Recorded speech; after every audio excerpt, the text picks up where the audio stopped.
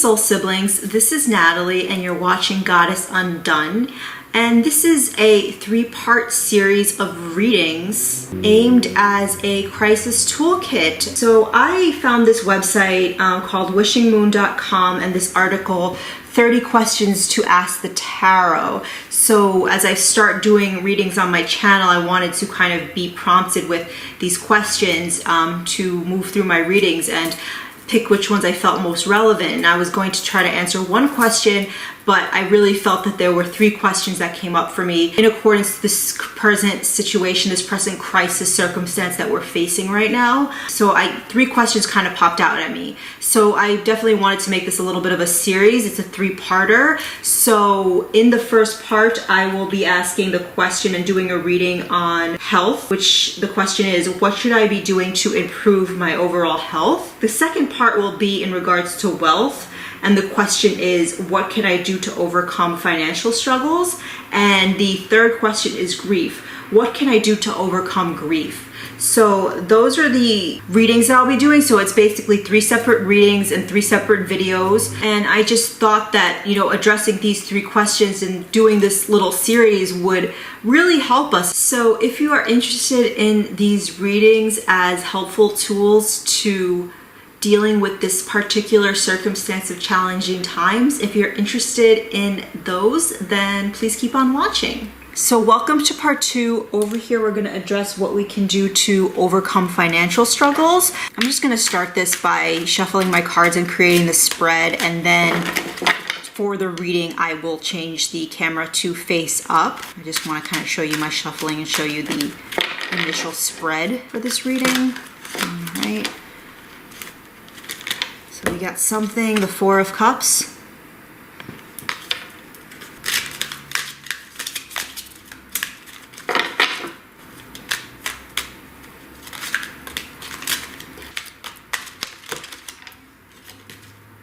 The Queen of Cups. The 5 of Cups.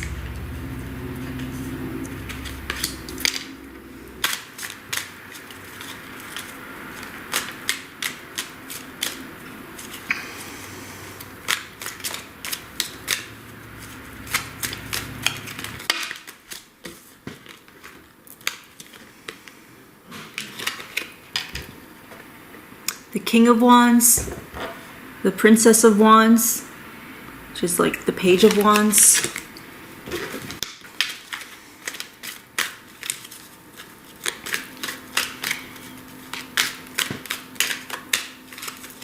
Hierophant. I'm going to pick a card from my Oracle deck. This is the Prism Oracle deck.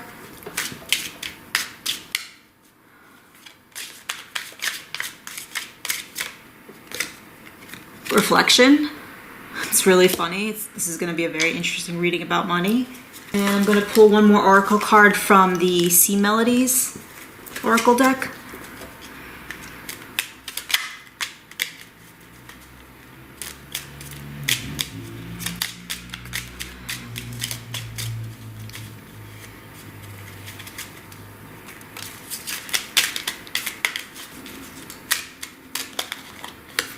Ambition. So that is our last card. So this is our financial spread. We have the 4 of Cups, the Queen of Cups, the 5 of Cups, the King of Wands, the Princess of Wands, or the Page of Wands, and the Hierophant. For our oracle cards, we have the Reflection card from the Prism Oracle deck and Ambition from the Melodies deck. So let's get started on the reading. What can I do to overcome financial struggles? So I feel like the cards I pulled for this are very interesting. The first row is all cups. 4 of Cups, Queen of Cups, 5 of Cups. So I think we'll kind of talk about those in succession first. Starting with the 4. Since there's a succession here, we'll do the 4 and the 5. So for me, I'm seeing here that there's a really strong that there are really strong feelings around money. For the 4 of Cups, the phrase "don't take the bait" is coming up to me.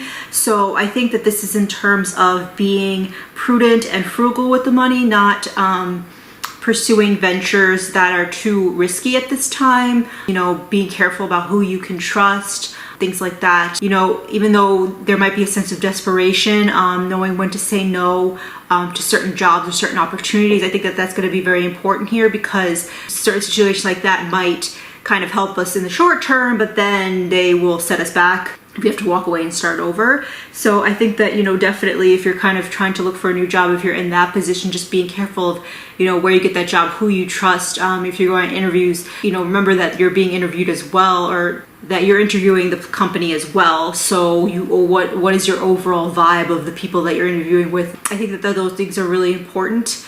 That just in terms of, you know, not being so desperate that you're not making the best decisions in terms of how to improve your financial future. And I think with the Four of Cups, there's also an element of going inward. So I would say that I think that you can, like, this is a time to be a little bit creative, a little bit resourceful. And also we're pulling up the Queen of Cups here. So this is a card, you know, very intuitive card. So I think, you know, in these kind of situations, think about what kind of creative ways can I emanate situation where you need money now, or you need money very, very soon. I think, you know, in those situations, it's a matter of being a little bit creative, at least in the short term, while at the same time, if you're planning for, you know, kind of a long-term circumstance, being really prudent about that, not taking the bait. And do you have any savings you can pull out of? I know that there's some certain fears around pulling out of 401k plans for your retirement age, or, you know, asking people for money. There's some taboos around these things, but, you know, I want you to really think about, in terms of those resources, like, does the need outweigh the taboo, or, you know, like, kind of what society or what the world thinks of kind of doing certain things like that. So that's also a way to take care and kind of overcome financial struggles, kind of look at avenues of income or of loan where you might not be considering normally because of pride or things like that, for the short term, and also planning very prudently for the long term, not taking the bait, which is also kind of feeds into, you know, the Queen of Cups with the intuition, just knowing, you know, what the right move is deep down within your heart, knowing if it's, you know, in terms of asking, you know, a friend or a family member for a loan, asking, taking money out of your 401k or other savings plan, or even just your savings account. I think that you'll know deep down if it's right or not. You know, in these situations, there's a lot of like societal pressure to kind of do certain things, and it kind of builds pride around certain things. You know, I'm not saying to overlook all of that altogether. You know, it is a very tricky thing, borrowing money from people. So if you have someone you can trust, and you know you can pay, you will be able to pay them back, or you know it'll be okay if you can't pay them back, that might be okay. So just knowing deep down when to let go of that pride, and when it's okay to kind of get help when you need it. And then the next card I have, I guess, is the Five of Cups. So, you know, for me, I think, again, this is a kind of about your feelings around money. Like, this first row is really screaming at me, you know, about the feeling about money. And we also have the Hierophant. So I think that kind of feeds into what I was saying about, you know, asking someone to loan you money, or, you know, taking money out of a 401k before retirement.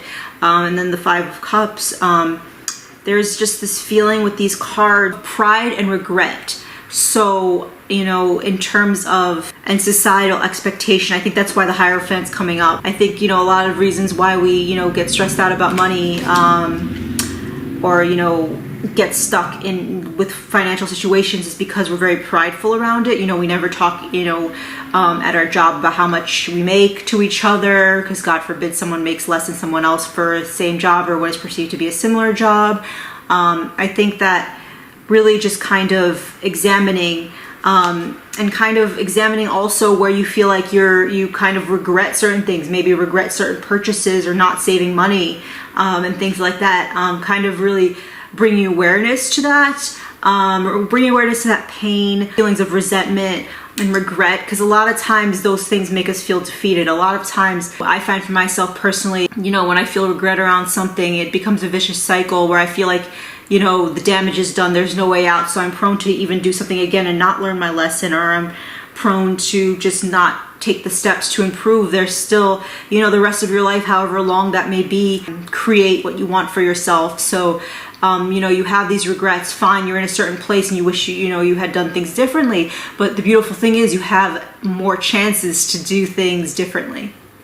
So just because you didn't do things differently in the past doesn't mean that you can't do different things differently in the present towards the future.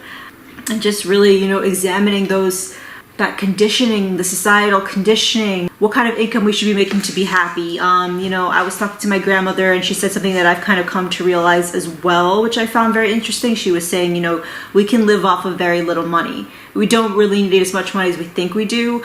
And I think a lot of, our feelings around, how wanting a certain income or is because we want things. I definitely struggle with this, wanting to shop, wanting to buy things that are not necessary. Different things like that, which kind of get us into these poor financial situations to begin with. I've definitely have experienced that and still going through that myself. Just realizing, what do I really need financially? And it's possible that, the struggle is more internal than literal. You might have enough, get by and live well. In the meantime, if you're just kind of cut out certain things or not focus on, what you don't have, not focusing on the lack, really, budgeting, really planning out where spending. You might not even it might be more of a mental feeling of struggling than like literal.